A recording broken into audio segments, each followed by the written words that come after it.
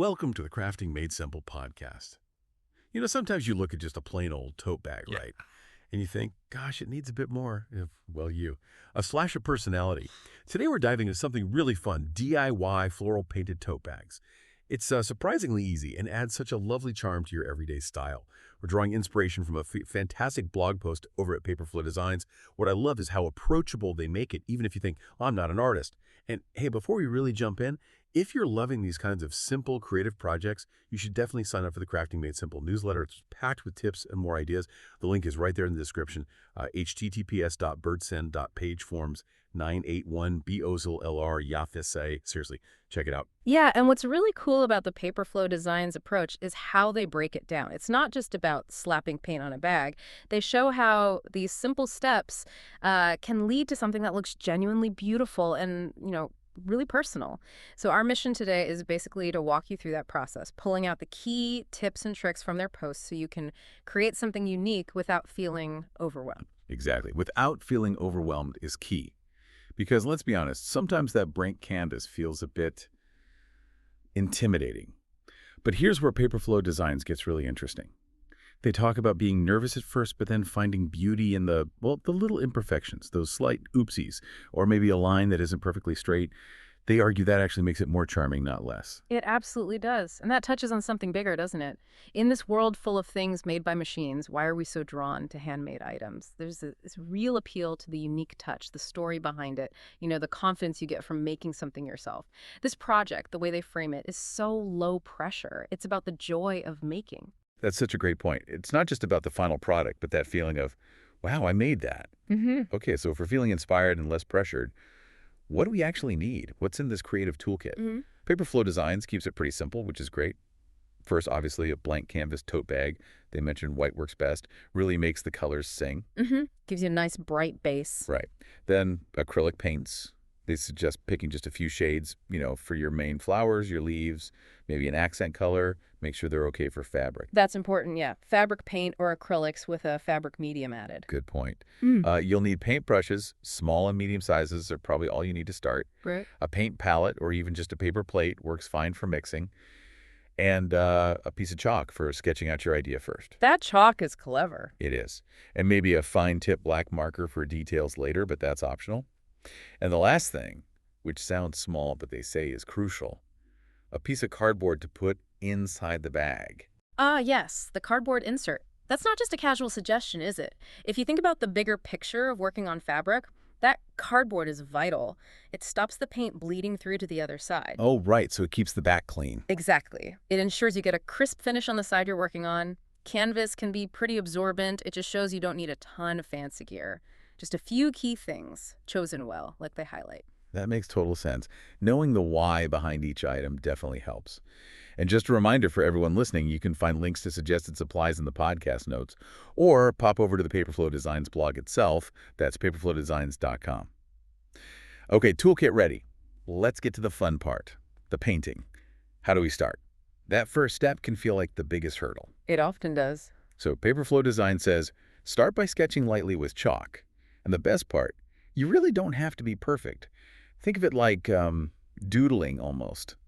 They suggest maybe clustering 3 larger flowers together, then adding some smaller accent flowers around them, maybe draw some leafy vines to frame it all. What's fascinating in there is how the chalk sketch acts purely as a guide. It's not like a final blueprint you have to stick to rigidly. It encourages you to play around a bit, right? And it really lowers that anxiety about messing up, which stops so many people from even starting. Totally. It's like permission to just explore. Okay, sketches down. What's next? Painting the actual flowers. Yep, bring it in the color. All right, so they say use your chosen paint colors, grab a medium brush, and paint the flower petals first. Start with the lighter shades, and then layer on darker shades to give them some depth. But crucial tip here, let the petals dry completely between layers. Patience is key there. Definitely. Oh, and they have a neat little insider tip. Mix a tiny bit of white into your main color for creating highlights. Makes them look lovely. And that drying time, it's not just about preventing smudging. It's about letting those layers sit distinctly on top of each other. That's what creates that sense of dimension, that almost 3D look on the flowers, without making the fabric stiff. It's physics, almost. Crafting physics, I like it. Okay, so flowers are painted, looking dimensional, hopefully dry. What about the green bits? The leaves? Time for foliage. Right. So once the flowers are properly dry, grab a small brush. This helps get cleaner lines for the leaves and vines.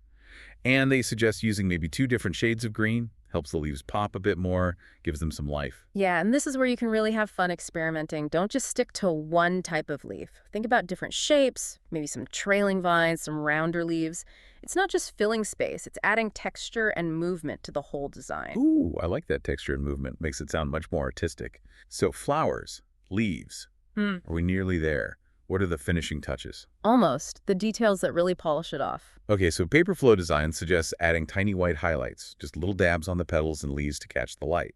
Then you can take that fine tip marker or a very thin brush with black paint and outline your flowers and vines. That outlining makes a huge difference. It really does. It gives everything definition. Yeah. And they also say if you have empty spaces, fill them with little dots or tiny mini flowers. Yeah. Super cute. It just gives the whole thing that finished, really pretty look. Absolutely. That step elevates the entire piece. It takes it from nicely painted to, wow, that looks really polished. It defines the shapes, adds a professional touch. Even if you're a total beginner, it's a simple trick with a big impact. It's amazing how those little final details work.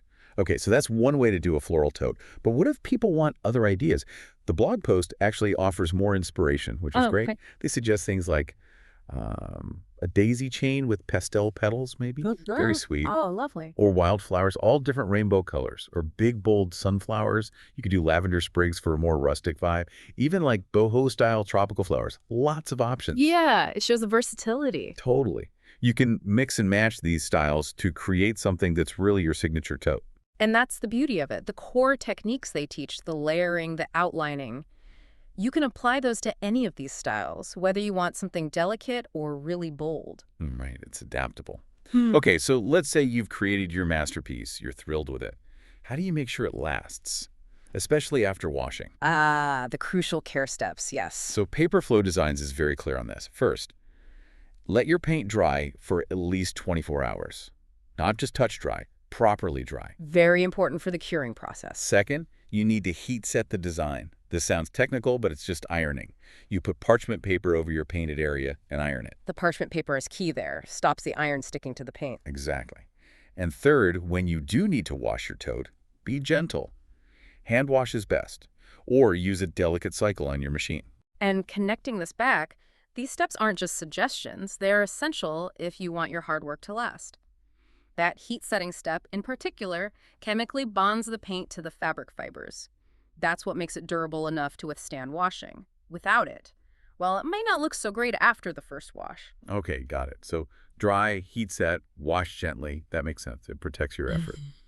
Wow, okay. So painting your own floral tote bag really does seem like such a fun and, like you said, low-pressure way to add some handmade beauty to your life. And it sounds like Paper Flow Designs has other cool painted tote ideas too, like for farmers market bags or even galaxy designs. Lots to explore. Definitely. And hopefully this whole conversation, this look into their process, has given you not just the how-to, but also the confidence, Hey. the understanding behind the steps so you can feel empowered to create something that's really personal and beautiful for yourself.